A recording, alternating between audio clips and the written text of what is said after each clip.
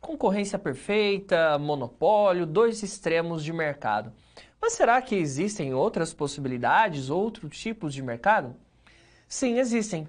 Na verdade, concorrência perfeita e monopólio são os extremos. No entanto, a maioria das empresas do mercado não se encontram nessas duas estruturas. Sendo assim, surgem estruturas intermediárias que estão entre a concorrência perfeita e o monopólio. E essas estruturas intermediárias são muito importantes, pois normalmente as empresas elas estão dentro dessas estruturas intermediárias e é isso que nós vamos estudar a partir de agora.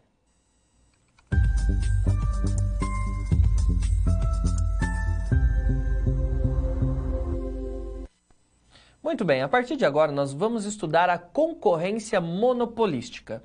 A concorrência monopolística, podemos dizer que ela é uma intermediária. Ela se encontra entre a concorrência perfeita e o monopólio. Vamos compreender então o conceito a partir de agora.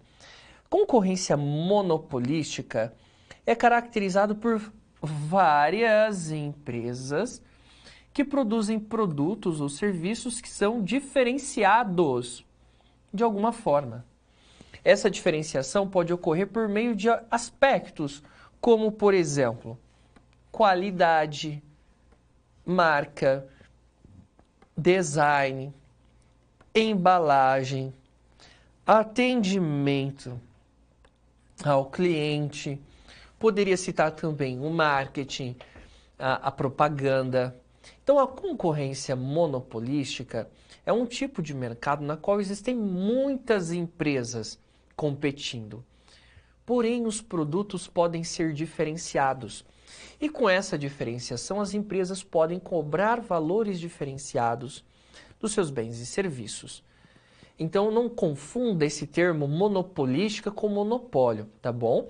Concorrência monopolística não tem nada a ver com monopólio.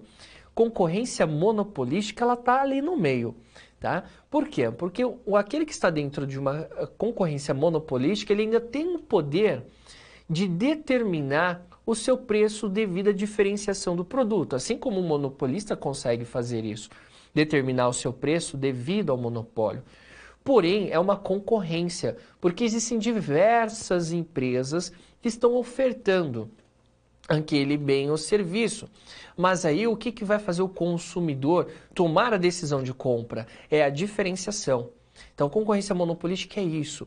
Diversos ofertantes, mas oferecendo produtos diferenciados. Existem diversos exemplos. Por exemplo, a gente pode pensar nos restaurantes.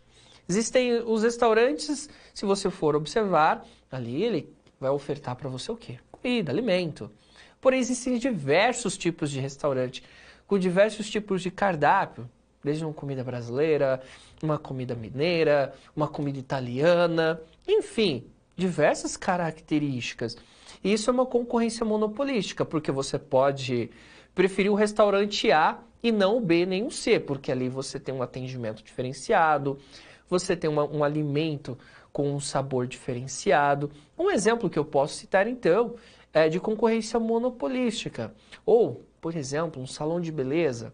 Existem diversos salões de beleza, mas talvez aquele profissional ele é mais capacitado, ele tem um atendimento diferenciado, ele tem um local climatizado, te dá possibilidades de cortes diferentes, agrega serviços diferenciados. É mais um exemplo aí de concorrência monopolística. Então, se você perceber, na economia, o que mais nós encontramos é a chamada concorrência monopolística, principalmente em pequenos negócios, tá? Então, é uma estrutura de mercado muito presente no ambiente econômico. Quais são os pressupostos desse modelo? Primeiro, os consumidores, tá? Constitui um grupo numeroso, porém individualmente tem uma influência limitada nos preços, tá? Então, o consumidor ele não vai influenciar diretamente o preço. A empresa ela consegue, de alguma maneira, ter uma flexibilidade de mostrar o valor agregado e, assim, conseguir mostrar para esse consumidor que porque o produto ali é mais caro. Tá? Segundo, a questão das barreiras. Barreiras inexistentes, permitindo a livre entrada e saída de empresas no mercado. Então, não existe barreira, como, por exemplo, do restaurante. Qualquer pessoa, se ela tiver recurso, ela pode montar um restaurante, uma barbearia, uma clínica de estética, tá? Esse é um exemplo, então, que eu estou falando de uma concorrência monopolística, não tem barreira. Aí o ponto principal desse mercado é a diferenciação, que os produtos podem ser diferenciados, e aqui que está a grande diferença para a concorrência perfeita, porque na concorrência perfeita os produtos são homogêneos, aqui a gente tem produtos diferenciados.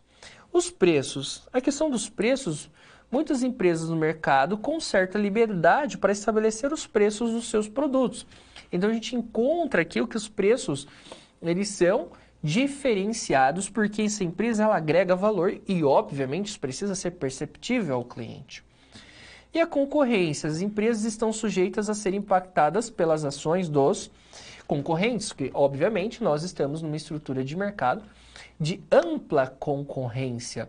Então, de alguma maneira, você vai ser impactado. Então, essas empresas focam na diferenciação, no valor agregado, desde o marketing, no atendimento, no produto, no serviço prestado, que vai mostrar que ele tem um valor diferenciado. Por exemplo, setores de calçado. Se a gente for pensar lá em tênis, sapatos, nós estamos falando aí de um setor que eu tenho diversas marcas, mas o calçado tem a mesma finalidade, não é verdade? Que é calçar os pés.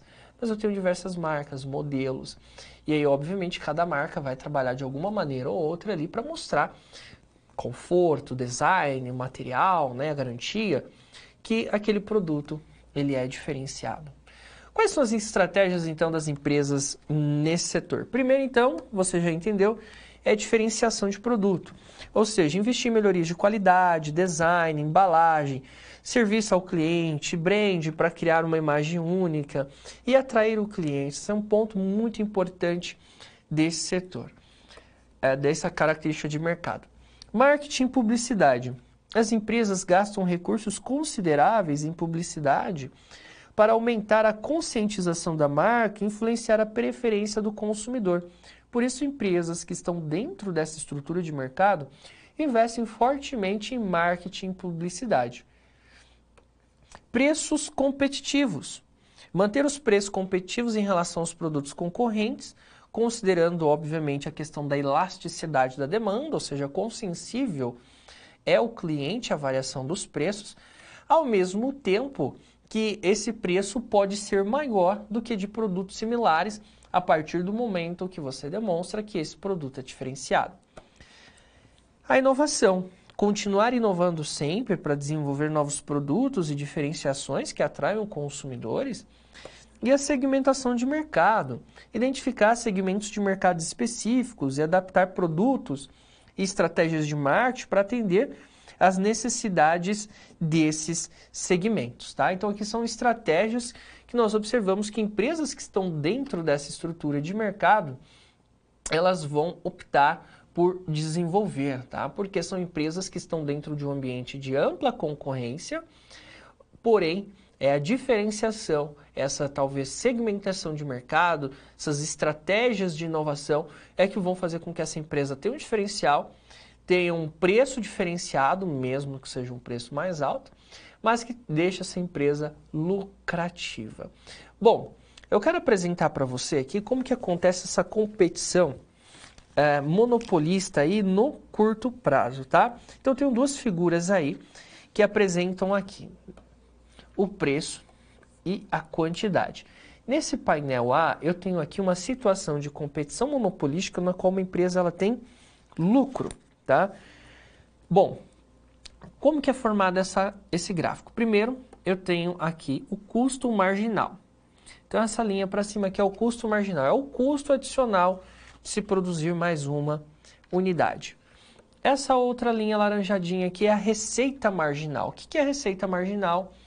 A receita marginal é a receita que eu tenho para vender ou produzir uma unidade adicional. Eu tenho essa linha aqui, que é a demanda de mercado, lembrando que ela é negativamente inclinada, né? Por quê? Quanto maiores os preços, menor a demanda. Quanto mais baixos os preços, maior a demanda.